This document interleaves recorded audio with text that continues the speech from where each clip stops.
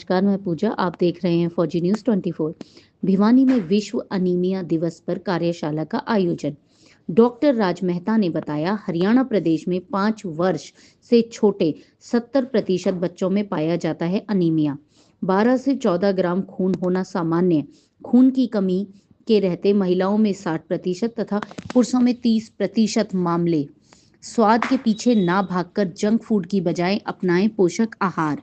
Anaemia सिर्फ iron की कमी नहीं बल्कि विटामिन B12 व फॉलिक एसिड भी हो सकता है अनीमिया होने का कारण। डॉक्टर आयुष अग्रवाल बोले, बीमारी से लड़ने वाले शरीर के सैनिकों को लड़ने के लिए लोहे की जरूरत, जिसकी पूर्ति नमस्कार आयरन से साथियों। होती है। आज इस देश की प्रेस वार्ता का जो हमारा 50% मेन आबादी उद्देश्य है अनीमिया से वो है पीड़ित है। आज डिस्कस महिलाएं ही करनी है नहीं, वर्ल्ड पुरुष अनीमिया भी अवेयरनेस डे अनीमिया से कि अनीमिया पीड़ित के हैं। बारे में। बहुत अच्छा सवाल है क्योंकि हम लोग हमेशा खुराक को ही प्राथमिकता देते हैं। पहले हम चाहेंगे कि लोग बीमार ही नहीं हों और वैसे ही ठीक रहे अपनी अच्छी खुराक से। तो जैसे हम हरियाणा में हैं तो यहाँ पे हमारा जो अनाज है मेनली गेहूँ है। तो गेहूँ के अंदर आयरन काफ़ी होता है, तो हम अनाज से अपना पूरा कर सकते हैं। फिर जो हमारी दालें हैं, खासतौर पे साबुत दालें, उनमें भी आयरन होता है। जैसे मूंग है, चना है, इन सब में आयरन है। यदि हम रेगुलर बेसिस पे अपना रोज़ की एक कोई दाल चना रोटेशन में ये अगर हम लेते रहेंगे तो इससे भी हमें आयरन मिलेगा।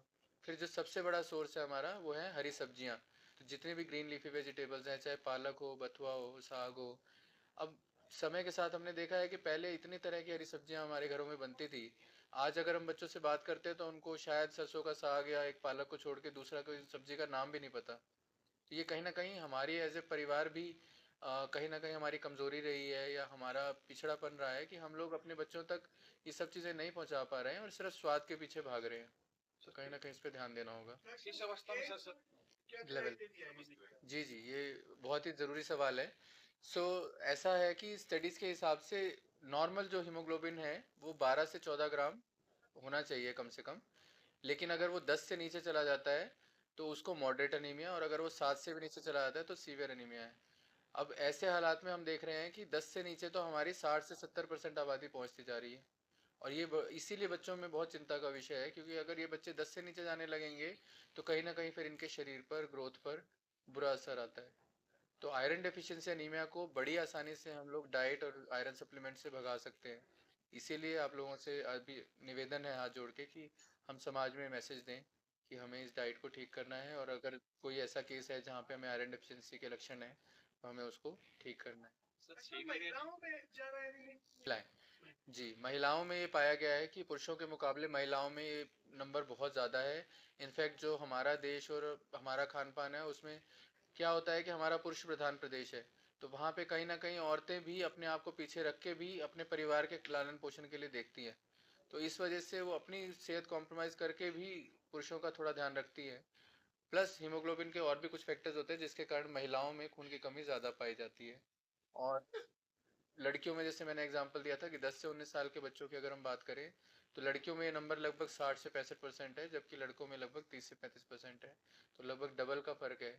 और ये और भी ज़्यादा चिंता का विषय इसलिए हो जाता है क्योंकि यही लड़कियां जब आगे बड़ी होंगी तो उनकी शादी होगी, प्रेगनेंसी होंगी, तो जब ये गर्भवती होंगी दोबारा तो अगली जनरेशन में भी फिर उसका असर दिखेगा। तो अगर हमें अपने इस समाज को इस चंगुल से निकालना है तो हमें आज से ही इन पे भी काम करना शुरू करना होगा, ताकि सिर्फ आज की गर्भवती नहीं, जो भविष्य की गर्भवती महिलाएं हैं उनका भी हीमोग्लोबिन पूरा रहे।